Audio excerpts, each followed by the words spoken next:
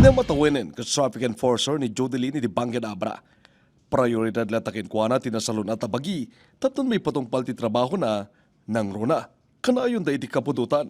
No ngamin mainitan dati matak sir, aglalo no kwa. Di init sir, kasla masisirap sir, nasakit. May saysona kaditi talupur kiti na traffic enforcer si Banggen.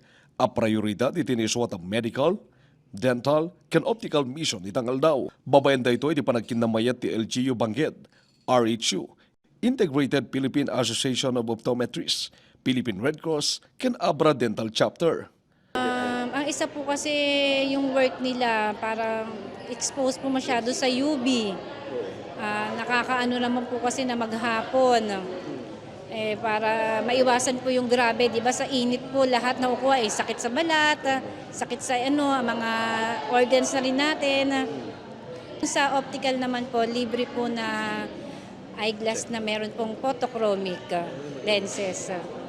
May anti-radiation na rin po yun, tsaka UV protection. Kailangan talaga sir tiyan chukos. Lagi ito'y nag-sponsor sir, giyaman kami unay sir. Nasorwan na pa iti basic first aid karamanan ti umno cardiopulmonary resuscitation. Kuna ti Red Cross Abra Chapter, dagiti enforcers sinakapesto kaniti kalsada, ket nasken lang nga madalan dati umno nga ramiden in kaso da iti emergency situation. Dayaw med iti traffic enforcers sinipay kadakwada, apatyanda, dakil unay at tulong kadakwada. Gusto ka po natin nga programa iti LGU Banggen nga headed by the Mayor, Perfecto Cardenas. Kapuenta da kami apo iti kalsada, kailangan mi nga may kan iti importansya na may panggapling iti kastoy nga trabaho. Tatan, ti may isang mapektara kanya bi apo nato iko mata. Mata talaga ti mata ngamin.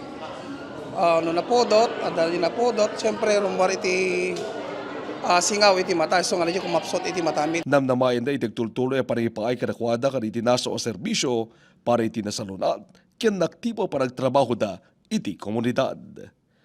Archie Lorenzo, Baditang, Solid North.